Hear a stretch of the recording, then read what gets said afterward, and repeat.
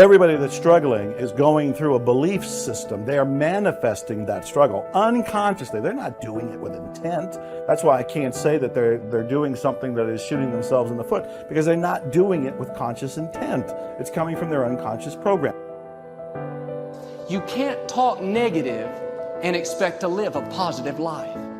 You can't talk defeat and expect to have victory. You can't talk lack, not enough, can't afford it, never get ahead, and expect to have abundance. If you have a poor mouth, you're going to have a poor life. If you don't like what you're seeing, start sowing some different seeds. You have to really face the ruthless reality, the ruthless truth, that what you're getting in your life is a direct result of your beliefs.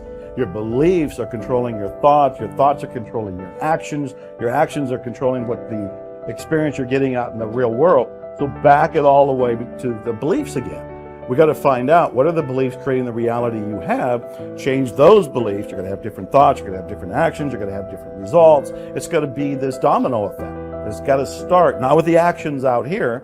It is one way to begin it, but I find it easier, more efficient and effective to come all the way back. Start there. Power begins from within. If you're aware of who you are, if you're aware of what you're good at, what you're not good at, if you're able to see how emotions kind of govern your life, if you can learn what your weaknesses are and how to control them, you can't ever get complete control, but awareness is almost enough. Slowly through this process of knowing who you are and understanding other people and how they operate so you don't make stupid mistakes in life, you can increase that little tiny margin more and more and more, and you will be a person of power. See, the way in which we operate, ladies and gentlemen, it's a manifestation of what we believe, what's possible for us. Whatever you've done up to this point, all that it really is a duplication, it's a reproduction of what you believe subconsciously that you deserve and what's possible for your life. Most people operate out of their personal history, out of their memory, things they've done, things they've experienced, things they've seen, things that they have observed. What I'm suggesting that you operate out of a larger vision of yourself. I want you to see yourself doing what you want to do, experiencing what you want to experience, having what you want to have, doing what it is that gives your life some meaning and value. Operate out of your imagination, not your memory. Because whenever you look at where you want to go, I'm wanting to warn you, you will have some conversation back here after you go through the data that you've experienced in life saying you can't do it. And so what you want to begin to do is ignore that inner conversation. Start putting the right things in.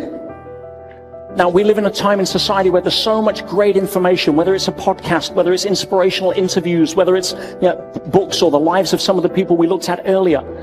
Every single day, or at least every single week, if you want to take your compass needle and start remagnetizing it in a positive direction by exposing yourself to the kind of information that supports your potential and your greatness and where you want to go.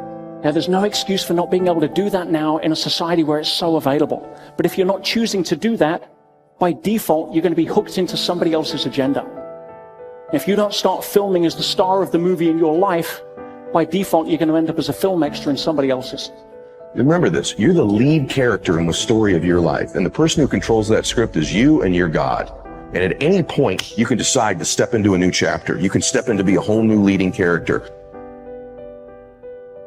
All you can be responsible for is yourself. Your starting position is, right, you have to evolve with the different situations that are presented to you. And my experience is, if you do that, the rest will happen. The people around you will be raised naturally. Understand that? Like if you bring anger into a situation, imagine a household where everyone's always fighting. If all of a sudden somebody's not, and somebody's bringing understanding and love, that's all they have to do. It will change things, right? But you can't sit there and say, I won't change it until everybody else does. You know, I'm going to protect myself. That doesn't work. That doesn't work. That's the chicken and the egg. Change. Right. So that you're asking, I'm just so surprised. I said such big things. All right. It's like, can it be better? Of course it can be better, but it requires that everybody work on themselves.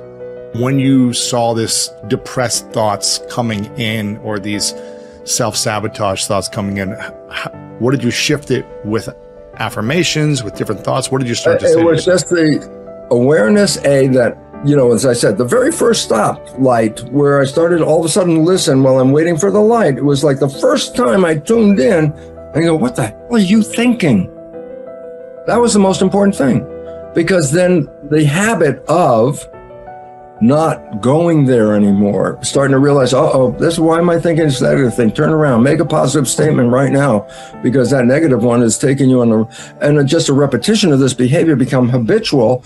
And habits are great. Why? No effort. I love habits. Why? You don't even have to think about them. They do it automatically, So if you put in these really great habits, you can walk through the day and think anything you want, do anything you want, and your habit, if they're good ones, will just guide you perfectly through here without even being involved with thinking. That's the game. The game is, what is heaven to you? Then program that's your life. And then guess what? The 95% of the day manifesting heaven while you're not even thinking about it. And the way that you countermand the fear of failure, whenever you think of something that is fearful, you say the words which override these words. The words are, I can do it. I can do it. I can do it. I can do it. Tell your kids you can do it. Tell your spouse you can do it. Tell your friends you can do it. Tell people who are looking at a new challenge you can do it. Start a business you can do it. Call on a big customer you can do it. Just tell people you can do it, because every single time you reinforce somebody else, you reinforce your own courage. What is the word encourage? It is to instill courage into. When you encourage other people, you actually encourage yourself. And remember, fear is the big enemy. Our job is to get rid of this fear of failure. This fear of failure that holds us back and paralyzes us. Imagine if you weren't afraid of anything in the whole world, what a difference it would make. Imagine if you were guaranteed a success in anything. If somebody waved a magic wand and said, whatever you do from now on, you'll be successful. And you went out here and you could do anything, call on anybody, go anywhere, start anything, try anything, and you'd be successful.